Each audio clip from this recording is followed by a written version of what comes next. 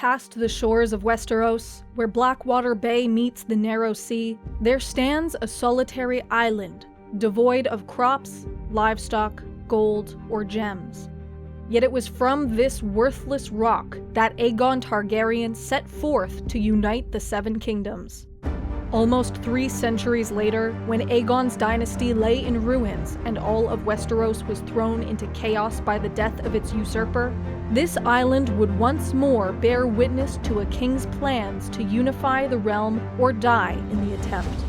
Beneath banners marked by the fiery heart of the Lord of Light, set forth the ships and men of House Baratheon of Dragonstone.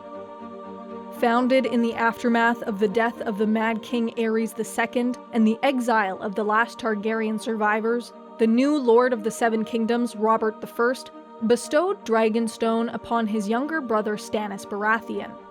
Whether this was an act of deliberate malice or careless generosity might never be known. But to be given Dragonstone while the traditional Baratheon stronghold of Storm's End was granted to the youngest brother Renly was taken as a tremendous insult by Stannis. For most of Robert's reign, Stannis seethed in isolation. Robert Baratheon's death under suspicious circumstances, combined with a letter from Ned Stark shortly before his own execution, roused Stannis to action, and he declared his claim on the throne as Robert's eldest surviving brother. His brother Renly, however, did the same, eschewing centuries of custom and tradition. As Westeros collapsed around them, both House Baratheon of Storm's End and House Baratheon of Dragonstone claimed to be Robert's true successor. His position within the Baratheon family line and questions surrounding the legitimacy of Robert's sons made Stannis the natural successor, yet many of the lords sworn to House Baratheon instead declared for Renly. An alliance with House Tyrell gave Renly Baratheon the largest army in the Seven Kingdoms, and made him the strongest contender to the throne. Worse still, even amongst Stannis' loyal followers on Dragonstone, a rift had formed between those who worshipped the faith of the Seven and those who had converted to the Lord of Light, the fiery red god R'hllor. Stannis himself was among the converts, lured to R'hllor by the Red Priestess Melisandre, who was declared a witch by some and known to have great influence over Stannis' decisions. Most dramatic among these was Stannis' order that the statues of the Seven, the traditional deities of much of Westeros, be burned on the shores of Dragonstone as the first of many sacrifices demanded by the Lord of Light. Such actions concerned even Stannis' most loyal followers, most notably the former smuggler and onion knight Davos Seaworth, who would be appointed as Hand of the King, despite these misgivings. Whether through the power of R'hllor, random chance, or perhaps something else, a string of unlikely events would play out in Stannis' favor. An alliance with the pirate Salladhor Saan secured him enough ships to challenge the royal fleet, while the death of his brother Renly, at the hand of his own sworn royal bodyguard, secured Stannis enough lords and soldiers to march on the capital, King's Landing. House Baratheon of Dragonstone lay siege to the city, and despite taking horrific losses to a cleverly devised trap that unleashed wildfire across their fleet, seemed poised to triumph. But in this hour of victory, a surprise counterattack by Lannister and Tyrell armies smashed through Stannis' forces, ending his campaign to win the Iron Throne in a single stroke. Reduced to the few remnant forces which managed to limp back to Dragonstone, Stannis fell into a deep depression, and most other major powers contending for the throne dismissed him as a serious threat. Yet fires continued to burn on Dragonstone, and rumors began to swirl of strange rituals and sacrifices performed far into the night by his Red Priestess.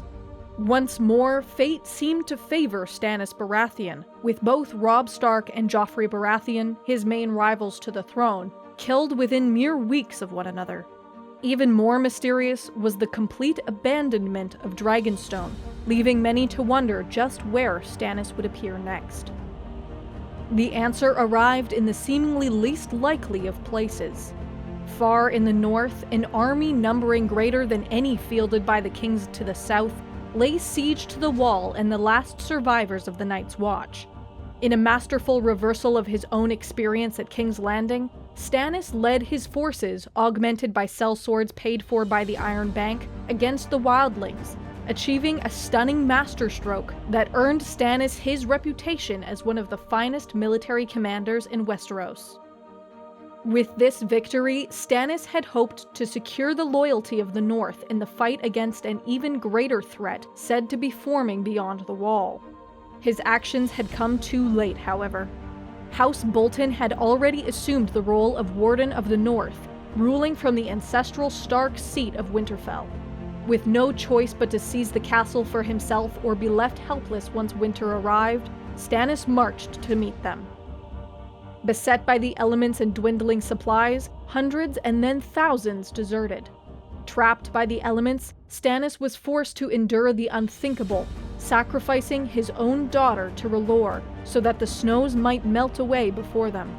When the Baratheon army finally arrived upon Winterfell, they were but a fraction of their former number, and quickly defeated by the waiting Bolton forces.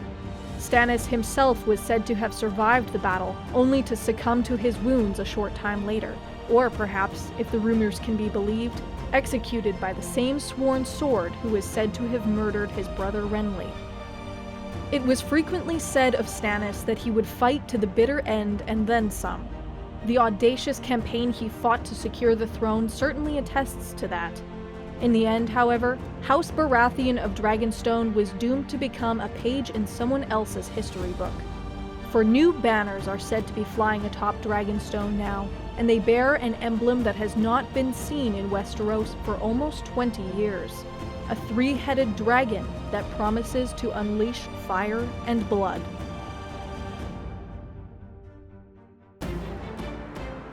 The Templin Institute investigates alternate worlds and realities.